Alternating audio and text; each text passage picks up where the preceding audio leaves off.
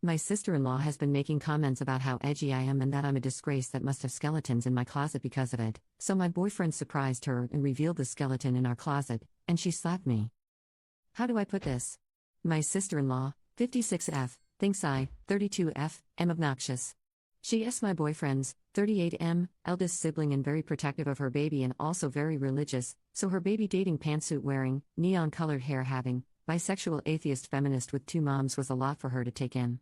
Over the 3 years my BF and I have been together, she has only been more vocal about it. It did first start with small snarky comments, but now it's full in-your-face criticism. It got worse when he moved in with me as we aren't married. Well, one of her longest-running jabs is that I look scary but am just mild and boring whilst I try to cosplay as edgy. Fair play to her for sewing and cosplay. Gold star. She's evolving, unless I have any skeletons in my closet. I'm a happy person and have little issues with laughing at myself, so I always just laugh it off when she says she will find my skeletons in my closet. It was my birthday recently, so we have everyone over, and when my BF went out for decorations he returned with a plastic skeleton and held it up, with that "we're so immature but you're in, right?" look on his face and said, "You thinking what I'm thinking?" And fudge me, I was. This cheeky jerk was giving me an offer I couldn't refuse, and I laughed and said, "You son of Sith, I'm effing in," so we set the trap.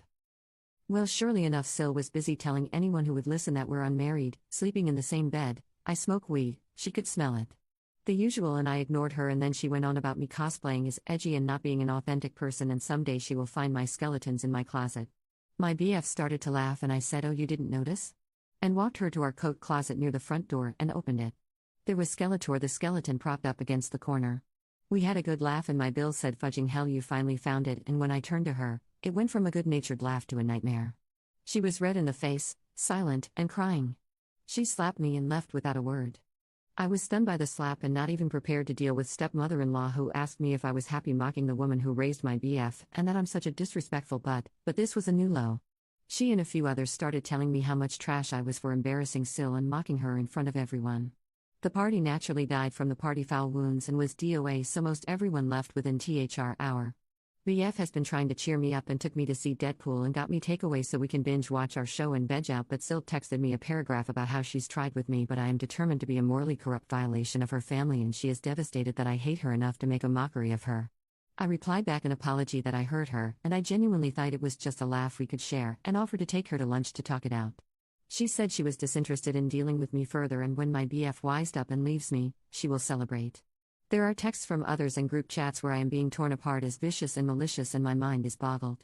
I know there are 100% times that when a person says it's just a joke they are astronomically the jerk.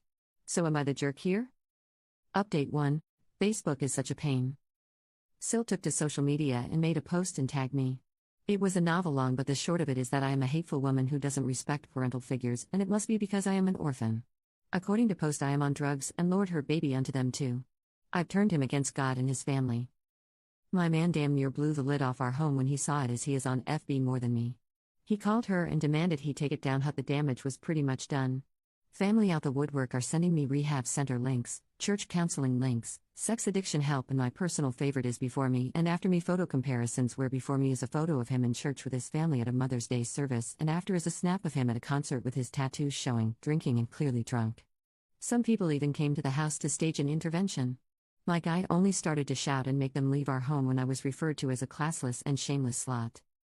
Let me transparent, we use THC and weed, but it's legal here and we have jobs and maintain a good life. The after me photo is not actually when we were dating, it was beforehand. And I am not an orphan.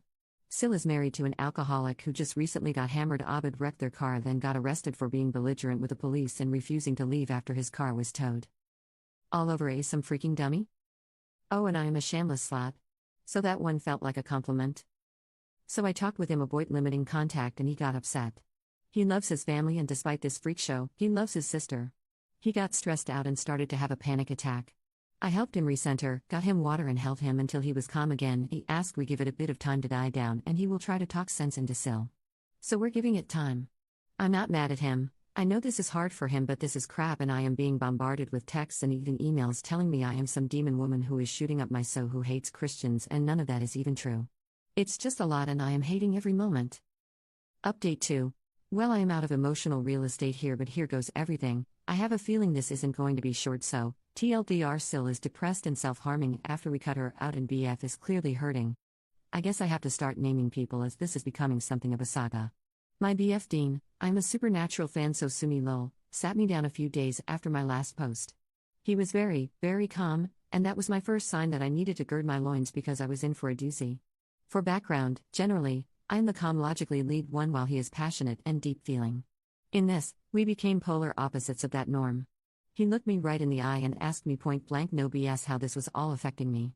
Every time he would ask before, I just couldn't bring myself to tell him how upsetting it all was, since I was the put together one all the time, but this time, because he was so calm and direct, I just broke down.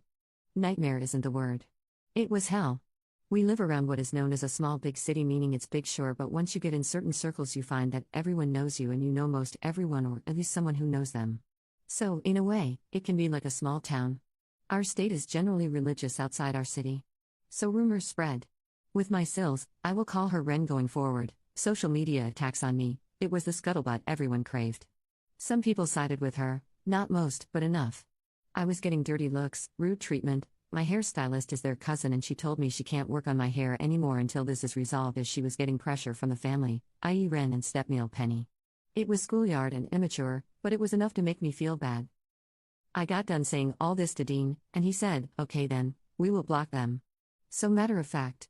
I knew it costs a hard thing to decide on for him, as he loves the life out of his family and they are Hiu world, so I pushed back at the idea, saying as much and that I could never stand in the way of him and his whole family. I started to cry harder, and he had to sit me down and get me some wine and water and blanket burrito ed me and hug me until I could talk again.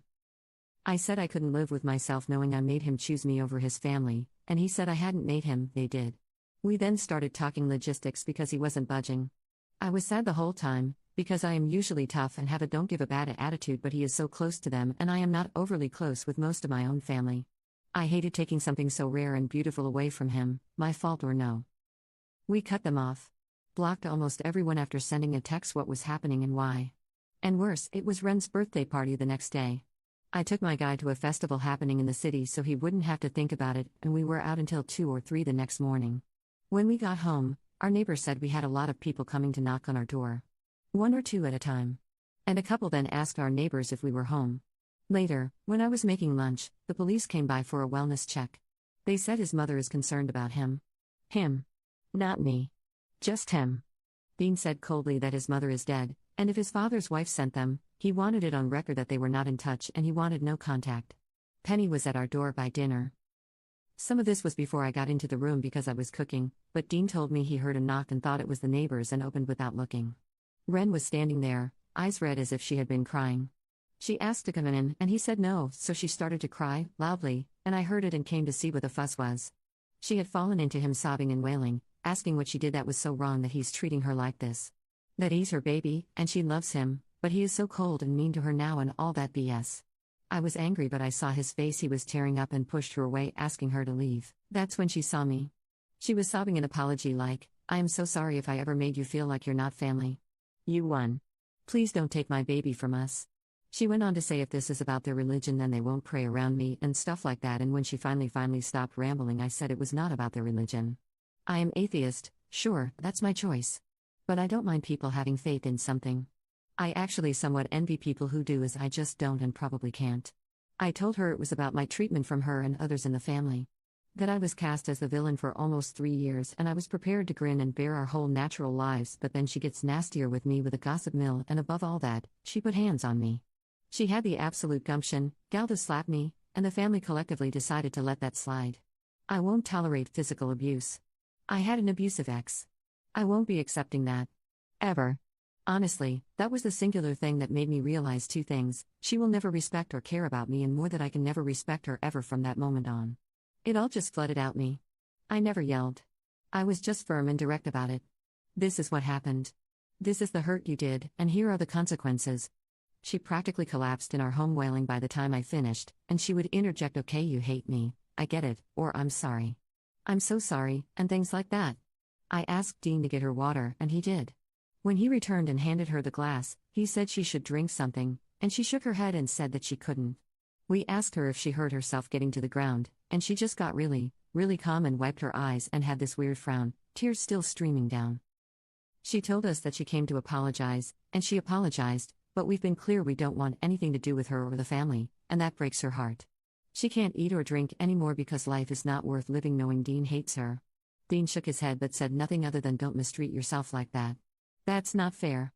Then she just walked through the door and said that I won, he's mine, and to please take care of him for her. The moment the door closed, Dean started to cry. I tried to comfort him, but he pulled away. He said he isn't mad at me or anything, but that was just a lot, and he feels like trash. He told me he knew she was being manipulative, but he almost wanted to take her apology because it's just been so hard, and she will spin this somehow to make us look as callous and hateful as possible, and his father would be ashamed of him. A week goes by, and Dean has cheered up a bit. He apologized to me for crying, to which I said he never has to apologize to me for his feelings or crying or anything like that, and that I am proud of him for being rational in an entirely irrational moment.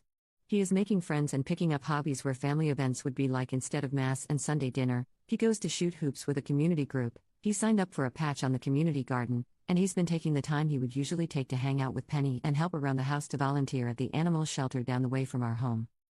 He came home this past Monday in a bad mood. He was honest that he was upset and would be bad company, so he needed space, so I obliged and went out with a friend.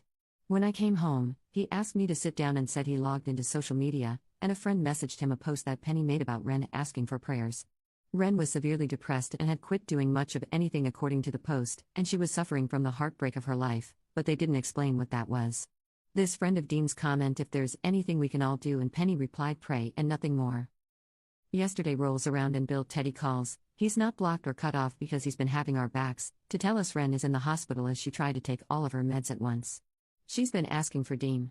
I told him that she's in the hospital, and he can go to her if she wants, and I even will go with him or not depending on what he tells me he needed, but he refused to go. He's been blue ever since, and I'm worried. Ren is practically a mother to him, so I know it's hard. I feel like trash because this is really all because I agreed to some stupid joke to fire back at hers. Normally, I would just say these are manipulation tactics, but to down pills out of spite is some next level commitment to the bit, and I feel like I've really shattered my man's world. I don't know if I need to give him time, or sit him down right now, or up our therapy, or take him on a vacation or what. He's my person. I hurt when he hurts. And we're hurting right now. Sorry this went so long, I guess I had more to say than I thought. Commenter 1. Does anyone else think she might be Dean's bio mom? There is an 18-year age gap between them.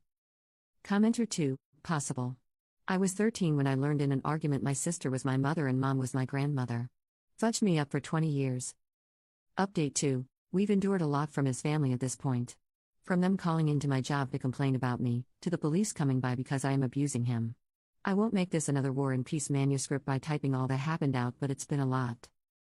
Dean got a job elsewhere in the state. It's been a roller coaster for him. We talked it out and he accepted. He doesn't want to be near family anymore. Well, that Medusa of a woman found out and Teddy told us she's throwing a fit. So I just knew she would come around soon. I told Dean this and he looked at me and said, "You think so?" And I said, "I know so." So he came home that next day with more skeletons. They are propped up around the porch, in the yard, and next to the garage. They have names. He named them. Boney Stark, Meryl Monroe, Tibia Turner, he's given them backstories. The man has lost his mind, lol. Sure enough, she showed up. We have a ring cam now, so we both got alerts and saw her coming. He got up and said he would take care of it, so I just watched the cam and stayed in bed. He tells her to leave and she demanded to know why he was moving. She was blaming it on me, making it seem like I bullied him into the job and he needs to come to his senses and leave me. He refused. So she slapped him. Twice. Then started to cuss at him, hitting him with her fists, and he backed up and pushed her away. Then she falls and starts to scream that he's hit her and that he's a monster and she's calling for help. She woke up the whole neighborhood with her BS. Dean was doing his best to stay calm but opened the door and told me to call the police. And I watched her smugly say that if he dares, she will tell them that he and I attacked her. And shows him her arm, and says she had the injuries, and no one will believe him. He just stared at her and went inside. She went nuts and threw Boney Stark into the rosebushes. Then, she sat on our porch just chilling until the police arrived. She threw on the waterworks the moment the cop car pulled in. She actually had gotten out of the chair meant for Boney, lay down on the stairs and started to cry. Police sorted this pretty quickly because as Oscar-worthy of a performance she gave, we had footage. It was my turn to be smug. I cast it on our large TV for all to see. She cussed me out saying I was a batch and a loser, a harpy who charmed her baby and lunged for me. Dean got in the way and told her to get the F out of our house and that she's disgusting and manipulative. He then said, "I'm not your baby. And you know what? Thank you. Thank you for showing me who you are. Now I can't wait to get away from you. Good job. I think she figured it all out in that moment because this time when she cried, I believed her. She just sobbed and the cops took her outside. We had her legally removed and put in a request for a restraining order. We currently have a temporary one for the case to be reviewed, but it expires after we move, so now we are just being careful about our information.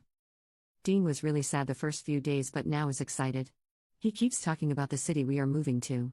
It's very fun, odd, and has a lot of live music and events. I know he will mourn it once it catches up with him, and he's keeping busy to not think about it too much, but it is good to see him smile. I miss that. The family tried harassing us, but he would forward the footage and tell them if they don't want him to go fully NC to cut it out and keep her under control. Sometimes it makes him cry and other times it just makes him mad. I've asked if he wanted me to take over some of this and he says no. He just wants us to ride this out, pack up, and get settled in the city. Oh, and the skeletons are coming with us. Update 3. Turns out when you threaten to go no contact and follow through, tunes change. Sil can't contact us due to a restraining order, so she tried to lean on other members of the family. No one really buckled under that pressure aside from a stray mishap here or there, but we would be quick to block. Dean has been very protective since everything happened and we've since moved, and yes, we brought the skeletons and we have more now. It was fine all until Smeel contacted me directly asking me not to talk to Dean yet, but she is worried this has gone on too long. Sil had thought herself pregnant back in July, but it turned out not to be the case. But since then she has been insistent she is having a baby with Smeel and some other members of the family. Dean and I were not aware of this. Sil then, according to Smeel, accidentally called Dean her son in front of the extended family after we moved. This has put it in her head that this might be possible. I don't know quite what to do. I haven't told Dean about this yet because it's ridiculous and sounds too much like a soap opera or something. And he's finally in a good place and staying no contact. We are closer to my family, not related but the closest I've got to family really, and we've had a full social calendar since we've moved. I told a friend about this and she says I have to talk to Dean about this so he's not blindsided later, and I would normally agree, but I hate that this woman has been on our minds so much of the time all the time and don't want her to continue to ruin what we have. I'm going myself the weekend to figure out if I will tell him or not. In the meantime, I got him a new skeleton named Manfred from his favorite video game, hopefully to keep things light. Update 4. So Dean and I have moved. I started a new job here and Dean's been thriving in his. Since my last post it's been pretty quiet. I told Dean about the weird slip-up his sister said calling him her son. He didn't really react at all at first. About a month later, as we are moving, he packs our files and important documents and he went through them. He asked me if I thought it was possible and I just said I didn't really know. We made the conclusion over time that it could be true and it could simply not be true. By either way, the woman he calls his mother remains just that and he keeps her memory. Whatever his sister is biologically doesn't matter. He's cut off most of his family, and we've started to build a life here in our new city. Teddy visits sometimes, but it's mostly just me and Dean. We recently got engaged after we adopted a dog and he joked that now that we have a child, I should make an honest man out of him. It's a lot happening, but after we had our fun with skeletons at our new place, we literally dressed them for every odd holiday or legit holiday, doesn't matter to us, and added some Wolf name tags and costumes. It's safe to say this is just tradition now. Last month, Teddy told us that Dean's sister punched their stepmother in the face. We don't know why, but we do know charges are being pressed. I guess it's good we got away when we did.